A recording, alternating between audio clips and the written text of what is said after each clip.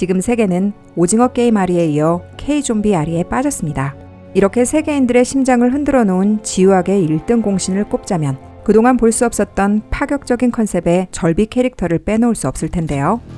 야, 이 정사! 지우학 속엔 이미 이 절비들에 대한 비밀이 곳곳에 숨겨져 있었습니다. 신비하면서 매력적이기까지 한 이 절비 캐릭터들, 그들의 치명적인 비밀이 어디에 숨어 있었는지 같이 한번 파헤쳐 보실까요?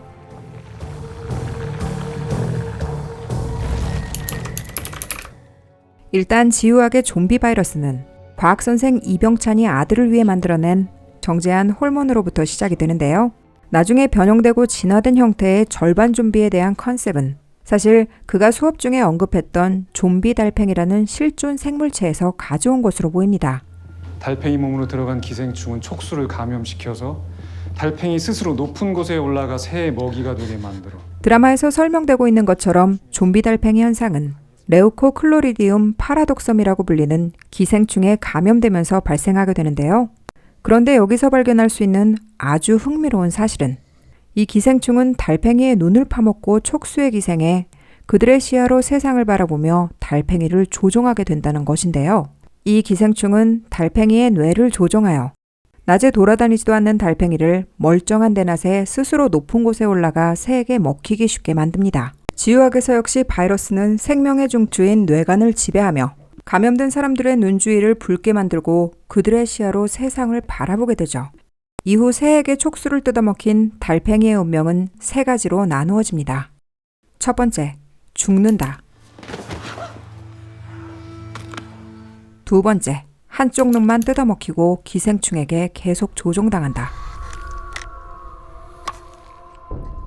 그리고 마지막, 촉수 두 쪽을 다 잃지만 다시 재생하여 살아난다. 달팽이도 아닌 기생충도 아닌 절팽이가 된 달팽이는 지우학 속에 사람도 아닌 괴물도 아닌 절비가 되는 부분과 소름 돋게 일치하고 있습니다. 일단 분명한 것은 바이러스에 감염되면 피해갈 수 없다는 것인데요. 하지만 감염 속도와 잠식 정도에는 극명한 차이가 있었죠. 감염 속도를 결정짓는 좀비 바이러스 활성화의 조건은 바로 쥐에서 추출한 테스토스테론이라는 호르몬이 열쇠인 듯 보입니다. 이병찬의 실험에 의하면 바이러스에 감염되면 일단 극한 공포심과 분노를 느끼게 되면서 좀비화가 진행이 되는데요. 고양이와 쥐를 한 상자에 넣었다. 근데 간혹 너무 두려운 나머지 이성을 잃고 고양이한테 달려드는 쥐가 있다. 이것은 극도의 공포심을 느낀 후 미쳐서 날뛰는 쥐에게서 추출한 호르몬 때문인 듯 보입니다. 두려움이 분노로 바뀌어 공격적으로 변하게 되는 호르몬이므로 극도의 공포심을 느끼게 되면 변형된 테스토스테론이 활성화되어 좀비화가 진행이 되는 것이죠. 다시 말해 공포심을 느끼게 되는 시점에서 좀비 바이러스가 진행될 가능성이 아주 높다는 것인데요. 이 가설이 근거가 있는 듯 보이는 이유는 감염자들의 증상이 발현되는 시기가 모두 다르고 그 시점이 공포를 느끼는 기점으로 보여지고 있다는 사실이죠. 이병찬의 아들 진수는 호르몬 투여를 받은 후 귀남 패거리들에게 극도의 공포감을 느낀 후 바이러스가 활성이 되었고요. 현주 역시 쥐에게 물렸을 땐 괜찮다가 희망 같은 거 갖지 마. 이병찬의 방에 묶여있다 발현이 됩니다. 경수 역시 감염 직후엔 괜찮다가 자신이 변할 거라는 두려움으로 밖으로 나가려다 극한의 공포를 느끼게 되고 결국 바이러스에 잠식당해 좀비로 변하게 되죠. 아니야, 이거 물린 거 아니야. 이 밖에도 자신이 감염됐다는 사실조차 몰랐던 선생님들, 바이러스에 완전히 잠식당하는 시기가 본인이 감염됐다는 사실을 알고 난 이후였었죠.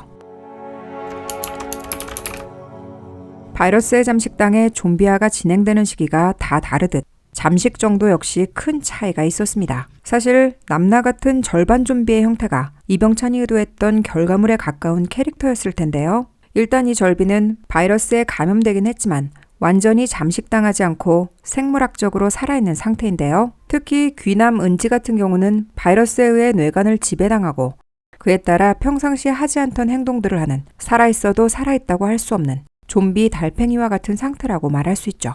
이 둘의 경우 다른 감염자들이 극한의 공포를 느낀 후 바이러스가 활성화되는 시점이 존재하지 않는데요. 이들이 바이러스에 노출되었음에도 죽지 않았던 좀 그럴싸한 가설을 세워보자면 인간의 몸은 감정에 따라 뇌 회로를 자극하는 각기 다른 호르몬들이 배출된다. 인데요. 예를 들어 설명해 볼까요? 일반 감염자들의 경우 무섭거나 긴장할 때 나오는 아드레날린의 분비로 변형된 테스토스테론과 함께 합쳐져 좀비 활성화가 되었다면 절비들의 경우는 스트레스를 받으면 나오는 코르티솔이라는 호르몬이 분비되어 이것이 테스토스테론과 합쳐지게 되지만 일반 감염자와는 확연히 다른 결과를 가져왔을 수 있다는 가설인데요.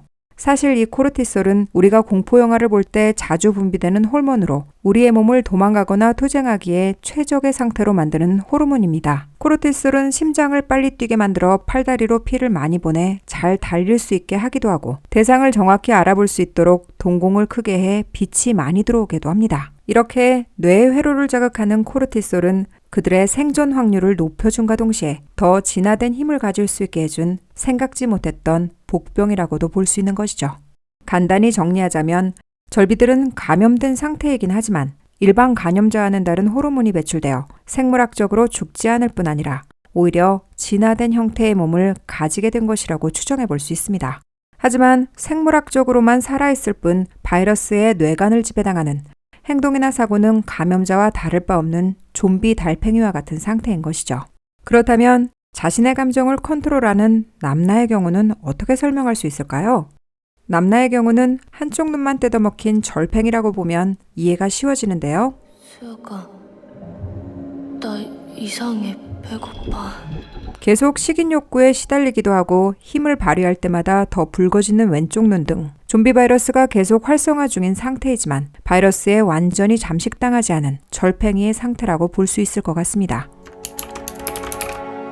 사실 드라마 지유학에서는 우리가 지금 겪고 있는 팬데믹 현상이나 인간으로 인해 생기는 인재 등 우리의 사회를 반영하고 있는 메시지들을 담고 있는데요. 세상의 축소판으로서의 학교를 중심으로 다양한 인간 군상들 또한 보여주고 있는데 여기서 절비 캐릭터들의 공통점을 유추해낼 수 있습니다. 지유학에서는 사실 이도저도 아님이라는 개념이 반복적으로 계속 나오고 있는데요.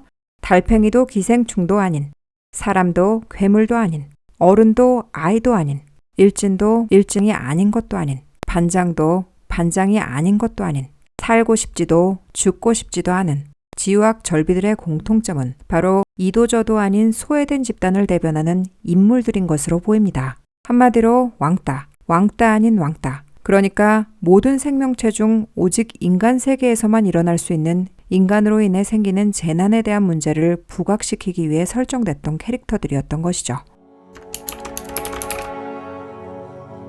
이 바이러스의 이름이 요나스로 정해진 것도 현대사회의 병폐 중 하나인 인재와 밀접한 관련이 있었습니다. 일단 바이러스의 이름인 요나스는 독일의 생태주의 철학자 한스 요나스에서 따온 것인데요. 드라마 전체에 흐르는 인재와 관련된 메시지들은 그의 대표적인 사상들을 따라 흐르고 있습니다. 요나스는 인간들이 자연을 지배하려는 욕망으로 환경이 파괴되는 심각성에 대해 말하며 인간이 만들어낸 생각지 못했던 결과, 그것이 의도됐던 되지 않았던 그 행위의 결과에 대해 책임을 져야 한다는 것을 강조했었는데요. 자연을 인간의 부속품처럼 사용하며 발전된 세상은 인간들에게 유토피아를 가져다 주는 듯 보이지만 사실 변종 동식물들이 발생하면서 반대로 디스토피아로 가게 될 수밖에 없다는 것을 설파한 학자였었죠. 지유학에서 역시 인간의 힘으로 벌인 일, 그러니까 호르몬과 유전자 조작으로 인해 발생한 일이 재앙을 가져오면서 자연이 인간을 역습하는 현상에 대해 보여주고 있는데요. 이병찬이 이 바이러스의 이름을 요나스에서 따온 것도 인간들로 인해 생긴 재난인 인재로 인해 죽게 된 아들을 가리킨과 동시에 인간이 자연을 거슬러서 생기게 되는 재난에 대해 경고하며 이제 인간들이 책임지고 해결해야 할 의무라는 뜻을 내포하고 있었기 때문이었죠. 그리고 드라마 속에서 발견할 수 있는 한스 요나스의 또 다른 대표적인 사상은 바로 악을 인식하는 것이 더 쉽다라는 공포의 발견술이라는 것인데요. 이 종교적인 의미가 내포된 듯한 바로 이 장면. 저는 순간적으로 드라큘라 드라마인가 잠시 착각을 했을 정도인데요. 사실 신의 정당함을 주장하는 신정론을 거부했던 요나스의 사상이 표출되었던 부분이었죠. 요나스는 신의 존재를 부정하진 않았지만 물리적인 구원을 할 수 없는 전능하지 않은 신에 대해 말하며 신이 인간을 선으로 창조했다는 것을 반박했었는데요. 그는 공포의 발견술이라는 사상을 통해 악을 인식하는 것이 더 직접적이고 가식적이지 않다고 설파했었죠. 다시 말해 질병에 걸려야만 건강의 소중함을 알게 되고 전쟁을 겪어야만 평화를 염원할 수 있으며 자연의 악재를 겪어야만 소중한 것을 느낄 수 있다는 것인데요. 결론적으로 지유학에서는 절망적인 상황을 통해 더욱더 소중하게 느낄 수 있는 새 희망에 대해 이야기하며 이 모든 재난은 인간으로부터 시작된 것이고 우리가 책임지고 해결해야 한다는 메시지를 함축적으로 담고 있었던 것입니다. 여러 시대를 아울러 수많은 영화, 드라마들은 이렇게 우리의 현실을 반영하는 메시지들을 담아오고 있었는데요. 특히나 요즘에 더욱 부각되어지고 있는 디스토피아적 세계는 오랫동안 팬데믹 현상을 겪고 있는 우리들에게 더욱 깊게 다가올 수밖에 없습니다. 지유학에서는 이러한 재난을 헤쳐나가는 아이들을 통해 희망적인 부분 역시 거론하고 있는데요. 그래서 시즌2에서는 이 사태를 대처하고 해결할 수 있는 희망적인 메시지를 담은 내용이 꼭 들어갔으면 하는 제 개인적인 바람입니다. 지금까지 지유학 속 요나스 바이러스에 깊게 관련된 절비들의 비밀들과 인재와 관련된 한스 요나스의 사상을 파헤쳐 보았는데요. 재밌게 보셨다면 구독, 좋아요 잊지 마시고요. 그럼 시아무비는 더욱 흥미있는 영상으로 돌아올게요. 감사합니다.